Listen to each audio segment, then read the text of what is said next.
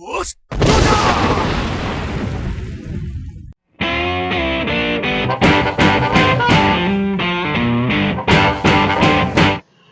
everybody, this is Wargamer Shawn. I am really sorry.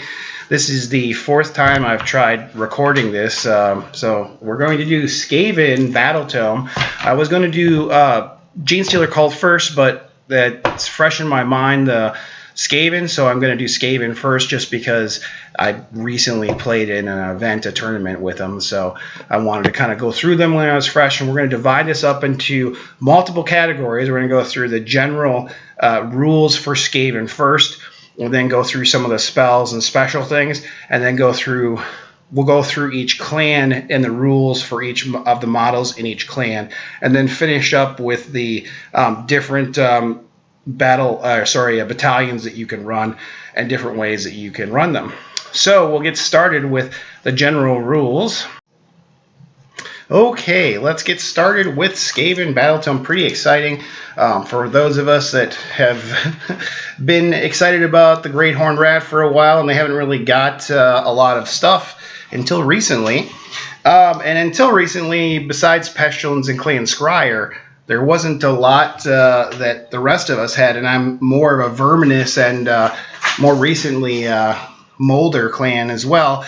I have all of them, but I really like Verminous and Molder the best. So let's get into it. Special rules for the Skaven. The first rule is lead from the back, and I love this. Lookout Sir rule applies to attacks made in both melee as well as missile weapons that attack a Skaven-tied hero that is not a monster. So that's really helpful for even close combat attacks because they're going to be -1 to hit your heroes, which is great.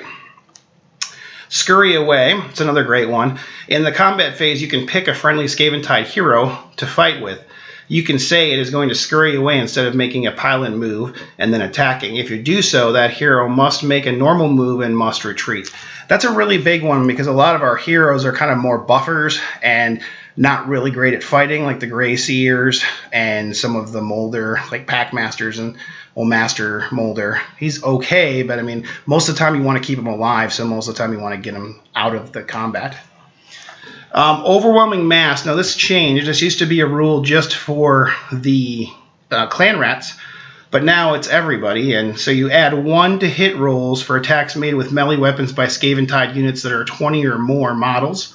In addition, you have +1 to wound for attacks made with melee weapons by Skaven-tied units while they're 30 or more models. So that's really good because not only is that affecting clan rats now, but it's affecting your storm vermin as well as your giant rats, as well as like big units of pestilence.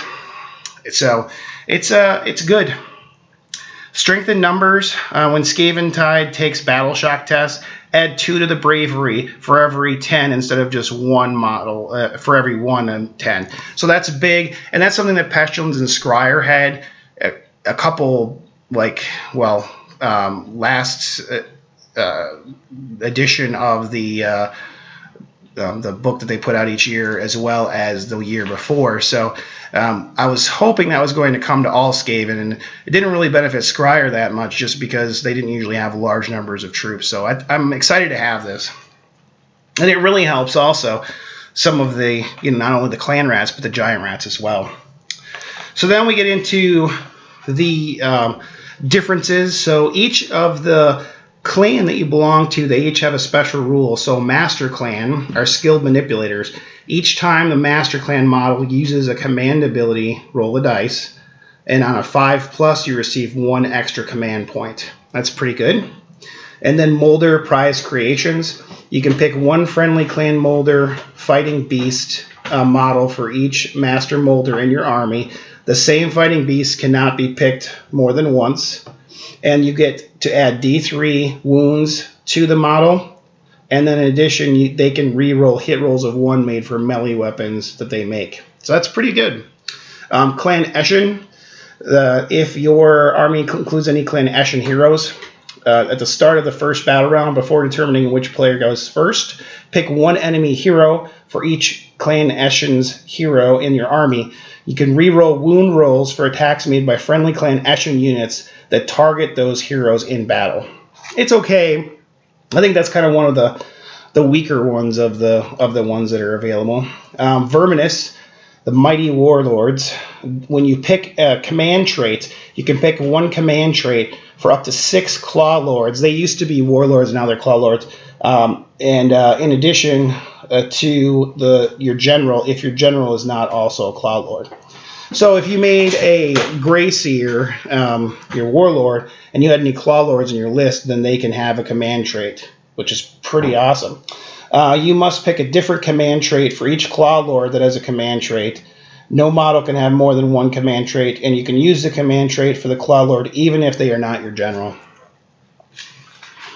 All right. So, Clan Scryer, Warpstone Sparks. This is similar to what they've had before, and so the previous General's Handbooks, that's similar if you've read those. So basically, at the beginning of the game, you roll D3 and then +3, and that's how many Warpstone Sparks you have during the battle. You cannot use more than one Warpstone Spark in the same phase, and each Warpstone Spark can be used once per battle to carry out one of the following Warpstone Spark abilities. One is in your hero phase, you can pick a Clan Scryer hero. They can reroll hit rolls for the hero until the end of the phase, and at the end of the phase, roll a dice. On a 1, the hero suffers D3 mortal wounds. In your shooting phase, you can pick one friendly Clan Scryer hero, pick 3 different Clan Scryer units that are wholly within 13 inches of the hero, and you can add 1 to the damage characteristics of missile weapons used by those units until the end of the phase. At the end of the phase, roll a dice. On a 1, the hero suffers D3 mortal wounds.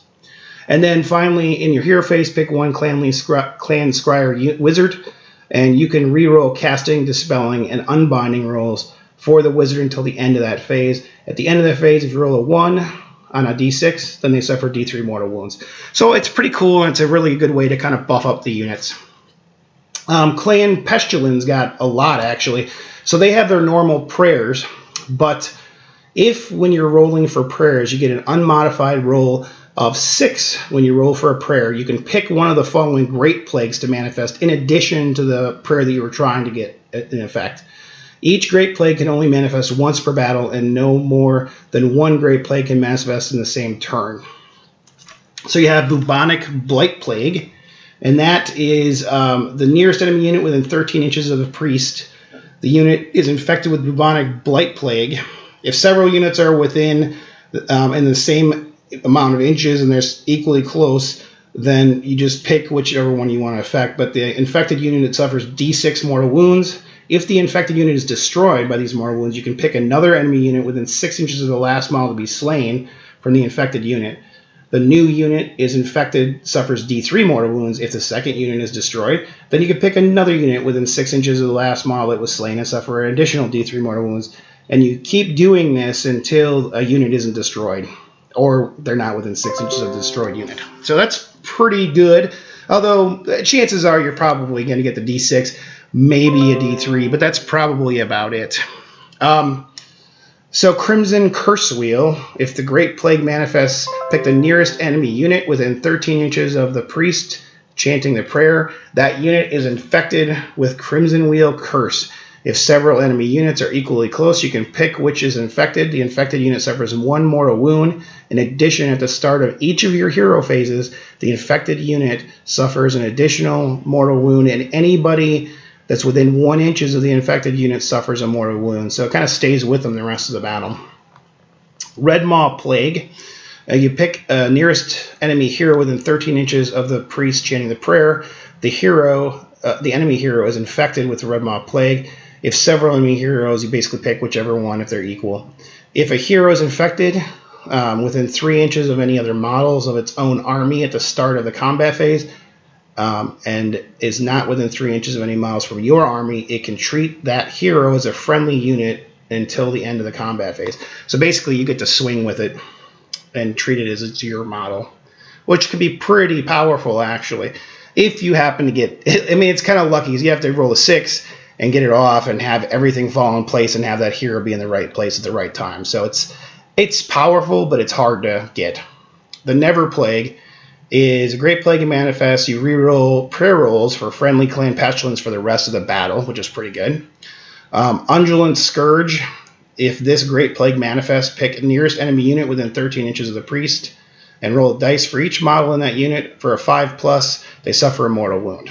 So honestly, it depends. I guess it depends on where you're at if this goes off. But if it's towards the beginning of the game, I'd probably pick the Never Plague, because being able to re-roll prayers for the rest of the battle is really awesome. Okay, so let's cover the gnaw holes. Those are the new terrain pieces. It's 3 gnaw holes that comes in the box, and you can put up the 3 gnaw holes out for the game. They're free. And you can set up a gnaw hole. Each gnaw hole must be set up wholly within 8 inches of the edge of the battlefield and more than 3 inches away from enemy units or objectives, and more than 1 inch away from any other terrain feature. If both players can set up any terrain features before armies are set up, they must roll off, and the winner chooses who sets up the terrain feature first.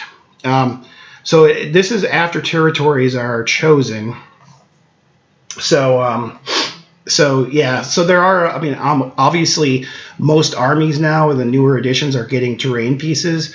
Eden of Dibkin got one, so did, well, basically, I think starting from Beasts of Chaos, they've all gotten one. So I think that's going to be a trend that continues. Plus, it's a model they can sell. But it's cool. It is cool. So here's the rules for the gnaw hole. And this is a great thing for the Skaven because they're not always super fast. The gnaw hole is treated as basically a deadly piece of terrain for any enemy unit within 1 inch. They basically, on a 1, suffer D3 mortal wounds, or if they charge through it. It's treated as arcane for anybody that is Skaven. And you can add 1 to your dice when determining if a prayer is answered as well. So it helps with the priests as well, which I think is nice. So the Aura of the Great Horned Rat, that's what that does. At the start of your movement phase, you can use 1 gnaw hole to transport 1 Skaven-tied unit. In order to do so, the unit must be wholly within 6 inches of the gnaw hole, and a friendly hero must be within 6 inches of the gnaw hole. If this is the case, remove the unit and set it up on the battlefield within 6 inches of another gnaw hole and more than 9 inches away from an enemy unit. This counts as their movement phase. So I think it's a good thing, and it helps them get across the board. Honestly, you know, I've been using it, and initially I put 1 in no man's land, 1 in enemy territory, and 1 in my territory. And then after that, I've been a lot of times putting 2 in my territory, kind of on opposite ends, so I can kind of have wizards there to kind of help them cast, and then put the other one depending on where I need it, depending on what the mission is. And so it depends. I don't think you necessarily have to, you know, well, obviously you can do it any way you want, but just be careful when you set up the gnaw holes. Don't just set them up willy-nilly. Think about it, what you're going to do with them, or if you're going to send stuff through. Now, if you're not going to send a lot of stuff through, you know, you could go ahead and put them all on enemy territory or no man's land and try to make it, you know, deadly terrain for them to go through. So, you know, I say use it how you plan on using your army. All right, well, we'll take a break here, and then we'll be back and we'll start going through the command traits as well as the spells for the new Skaven Tide. So stick around and hope to see you back next video.